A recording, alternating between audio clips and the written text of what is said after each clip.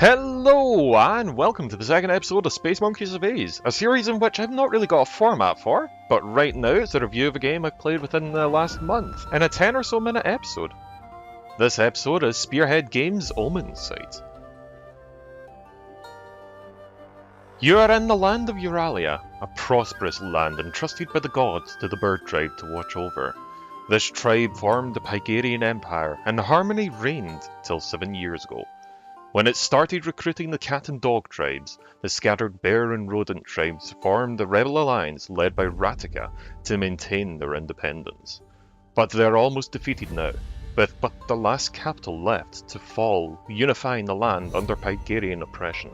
The Godless Priestess, a bizarrely contradictory title, Vera, is murdered, leaving Euralia defenseless against forces grander than mere mortals. The Silent Harbinger, omen of the end times, descends as the great void serpent Vodun rises from his 300-year imprisonment.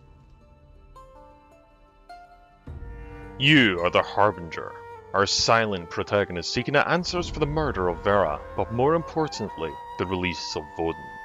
In an attempt to decipher the events of the last day, you follow the path of four people: Draga, a paragon stuck between duty and faith; Ludimir the bear, blinded by rage and vengeance; Ratica, the bardic leader of the Redemption rebels; and a veiled soul I won't spoil for the story's sake. As her mission is the defense of the world against Vodun and his Voidspawn, she cares little for mortal plights, leading to combat against Redemptions, Pygarians and Voidborn alike, depending upon whom you follow. With a time travel story and half-truths, it can get a little convoluted, and you never truly have a chance to figure out who the real perpetrator is till the end. But it's a nice ride nonetheless. Omensight recommends you play using a controller, and that's what I did, but it is possible to play fully using a keyboard and mouse. However, I've just never been a fan of that for brawlers. I did, however, play it on the hardest mode for both investigation and combat. Combat's cornerstone is light and heavy attacks, with a combination of both chaining up to 3 times to form combos. Battle is then augmented with abilities later down the road, from a simple dash to laying down time-slowing domes. Hard mode's combat isn't all that difficult. I don't get all the fuss about bridges taking time to build. I didn't say it wasn't difficult, Edit Monkey, but near the start it's pretty simple and never reaches the difficulty of, say, Bayonetta or Force Unleashed.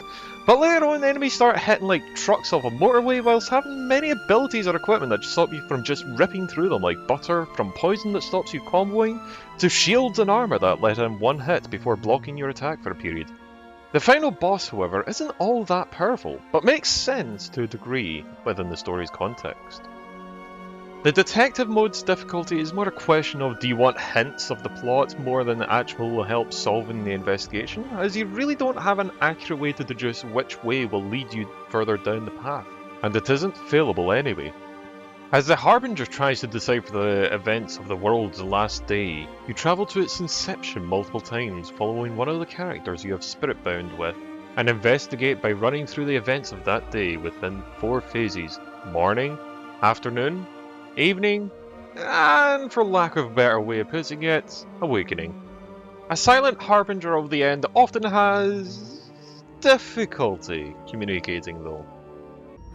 I never thought I'd hate silence so much. And this is where the titular Omensight comes in.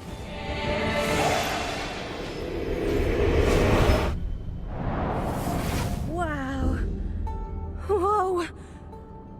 That was a properly dramatic way to inform. Omensight allows you to show the events from the past to a person you are bound with and tell them what has happened. But it is, often, only half-truths. You being silent and following one of the 4 characters during the last day makes their enemies your enemies, leading you to fight everything from the slower but better armed Pygarians to the frail but more agile and numerous Redemptions at basically the drop of a hat. As a result, combat is a pretty integral part of the experience, and as such, so is leveling. Leveling is linear, with you unlocking abilities with experience and time, whilst those abilities can be augmented with equipment bought using Amber.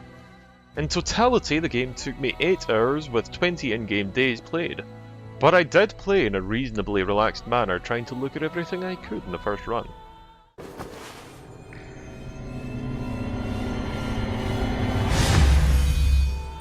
The art is heavily stylized, highly detailed, and has as smooth as butter animations, and, as a result, I think it will remain basically timeless. Its highly stylized design, though, does have its drawbacks.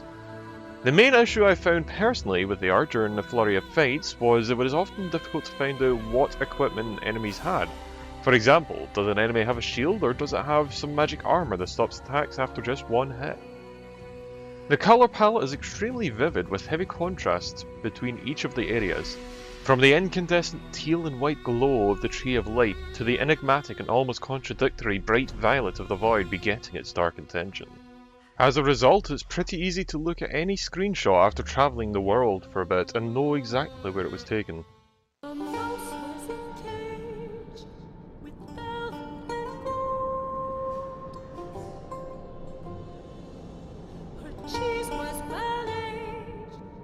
Truth to be told, a cage is a cage.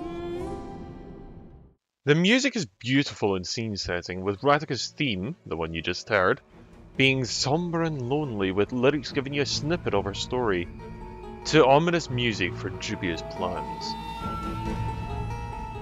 To one of my favourite songs, a sprightly song with its tempo only matched by the frantic pace of the combat you are locked in.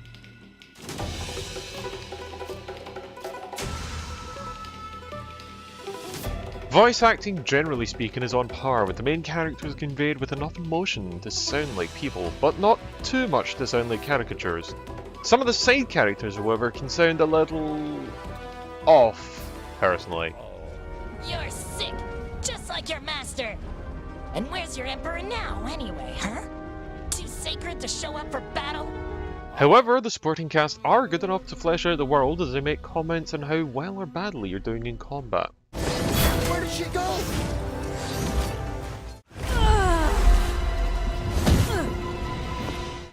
Overall, I loved the game and it kept me hooked till the end, but there is only 7 locations, excluding the hub area of the Tree of Life.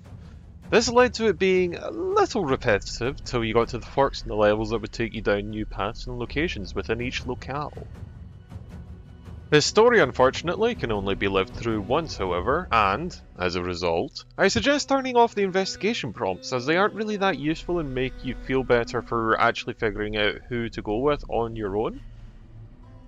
Personally, I'd suggest the game, and I've even started playing it a second time on my own to find out what I've missed, but the ending might, and has, upset a lot of people. In my opinion though, it makes the world feel more alive, as there isn't sunshine and roses after the end is averted, and it feels natural for people to continue their lives like nothing has happened, as, from their perspective, nothing has happened, from the murder of the godless priestess to the continuation of the war. The game is available on Switch, Steam and PSN for around about $20 each, or about £16.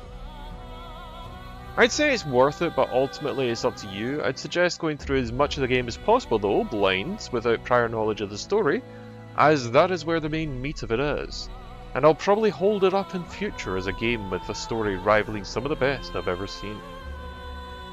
Anyway, that's the review done, and I hope you enjoyed it. It took way longer than I thought it would, honestly, but I'd like to take a minute and say I'm thinking of doing some streaming over on Twitch and here on YouTube.